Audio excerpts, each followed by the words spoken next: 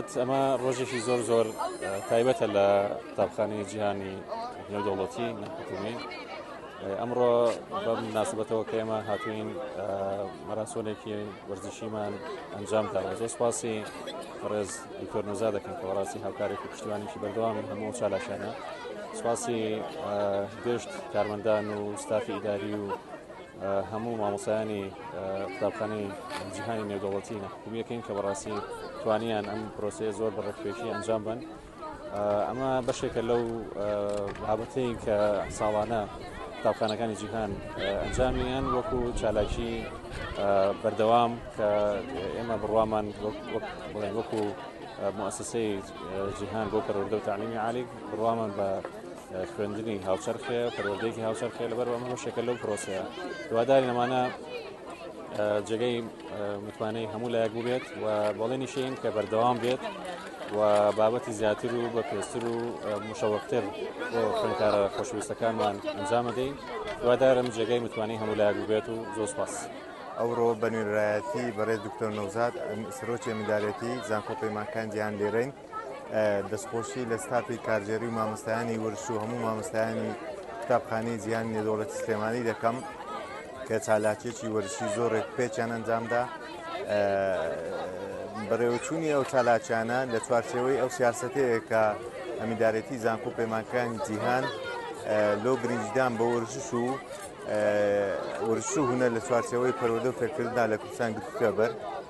هیوادارم چالاکی وا بە بەردەوامی لە ڕۆژانی داهاتووش لە قوتابخانەکانی تریش ببینێت.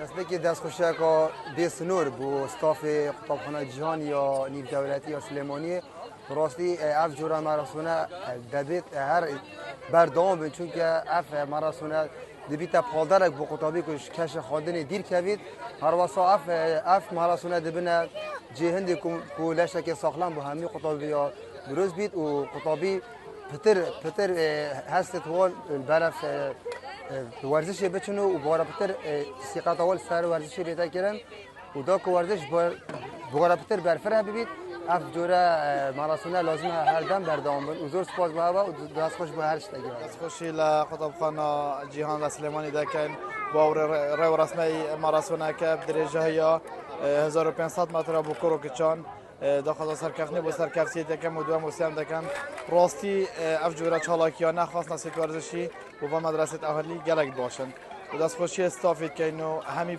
پیکه و با تیم ورک پیک و شول کریه زور سپاس هم دکن.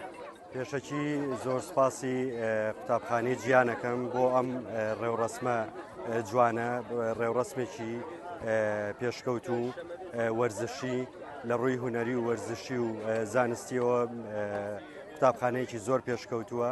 زۆر سپاسی یەکە بەکەی مامۆستاکانەکەم کارمەندەکانەکەم دەستی ماندووبوونیانە گوشم کە دایمە لە هەوڵ و تێکۆشانان لەگەڵ مناڵە چاوگەشەکانمانە.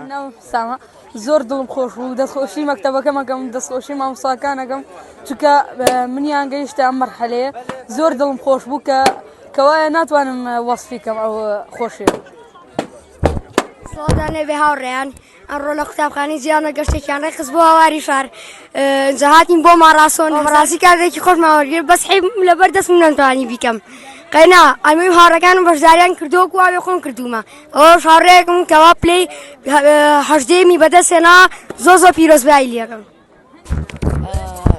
زۆر خۆش بوو درەنگ زانم کە نزیک بوومە بەس کە زانم نزیک بوومە خێراتم پلێش دێم بەدەستێن.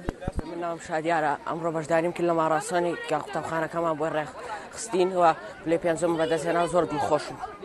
سڵاو من ناوم باسانە لە قوتابخانەی جیهانم لە پۆلیسم ئەمڕۆ ماراسۆنی کڕا پلەی دووەمم بەدەستێنا.